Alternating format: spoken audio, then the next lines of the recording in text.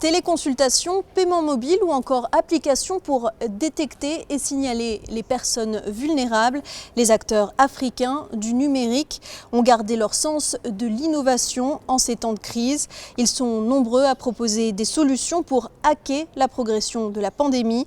Pour en parler, on retrouve un expert en la matière, Samir Abdelkrim, entrepreneur et consultant. Il a sillonné le continent pendant 4 ans pour analyser les écosystèmes numériques de 25 pays, une expérience dont il a tiré un livre, Startup Lions, au cœur de l'African Tech. Il est avec nous depuis son lieu de confinement à Marseille. Samir Abdelkrim, le dynamisme de la santé numérique, l'e-santé, est-il un avantage dans la bataille contre le coronavirus ? Absolument. Ce que l'on voit, c'est que donc vous savez que les gouvernements africains sont faibles sur le sujet de la santé. Avec, si on regarde à l'échelle du continent, le PIB consacré au budget santé ne représente pas, ne dépasse pas 10%.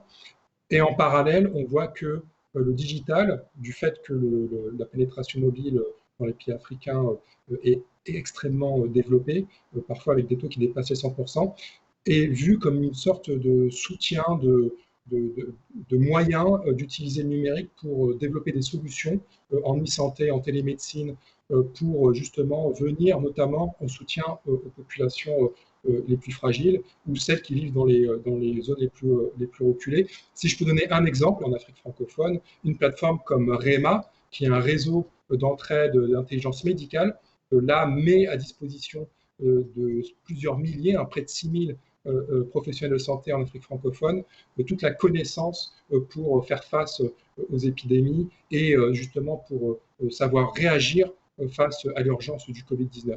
Donc oui, très clairement, on voit que, et c'est l'avantage du numérique, c'est qu'en période de confinement, l'Internet continue et on peut continuer à utiliser le numérique, apparaît comme un des outils, pas le seul, mais un des outils qui peut aider à freiner la propagation de l'épidémie sur le continent.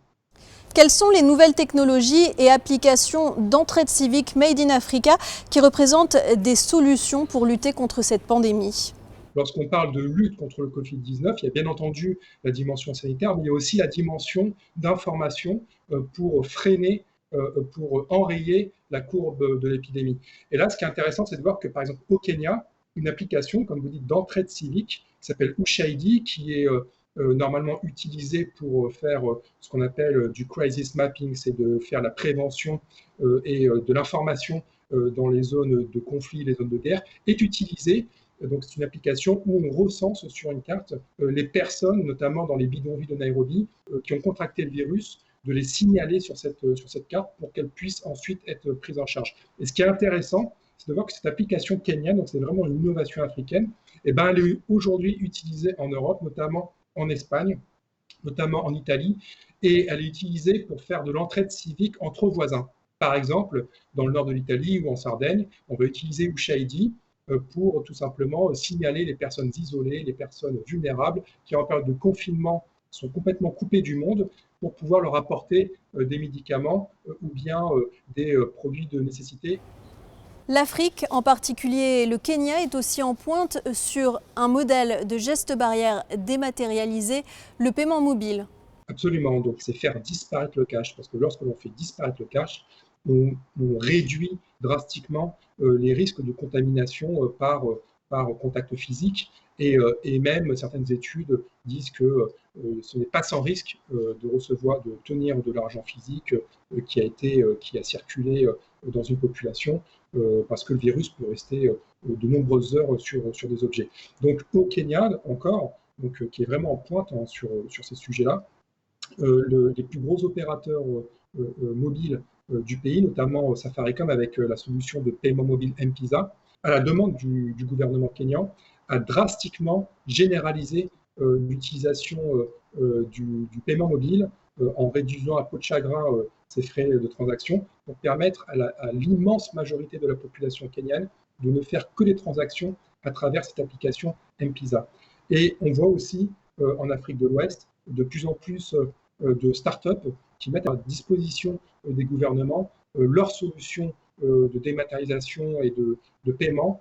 Par exemple, InTouch au Sénégal pour là aussi combattre le coronavirus en limitant au maximum les échanges d'argent liquide entre populations. Et ce qu'on voit sur le terrain, c'est qu'il y a véritablement, ça a été démontré, une augmentation très nette du nombre d'abonnés au paiement mobile, parce que de plus en plus d'Africains aujourd'hui utilisent effectivement l'argent électronique pour pouvoir ne plus utiliser d'argent physique et donc adopter l'argent électronique comme un véritable geste barrière face au virus. On observe aussi un phénomène surnommé les hackathons. Pouvez-vous nous expliquer de quoi il s'agit? Alors les hackathons, ce sont des rassemblements où la société civile, composée d'entrepreneurs, de designers, d'artistes parfois, de codeurs, d'entrepreneurs du numérique au sens large, se retrouvent souvent très jeunes pour identifier un problème et proposer des solutions à ce problème pour ensuite, dans un second temps, le faire passer à l'échelle. Là, aujourd'hui, plusieurs hackathons sont organisés sur le continent africain, souvent dématérialisés par ailleurs, en cause de confinement. Et par exemple, on peut voir au Maroc des hackathons, dont un organisé à Casablanca par la Factory, qui propose des solutions en termes de e-santé, par exemple pour proposer des imprimantes 3D aux hôpitaux de Casablanca ou la fabrication en 3D de masques pour les hôpitaux du pays.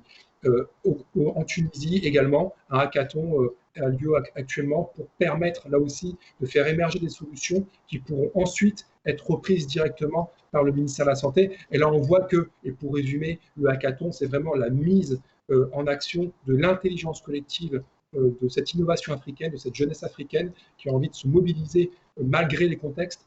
Et là, le contexte est grave, notamment le fait de ne pas pouvoir se voir physiquement, mais d'utiliser Internet pour néanmoins agir concrètement et apporter des solutions pour lutter efficacement contre le virus collectivement.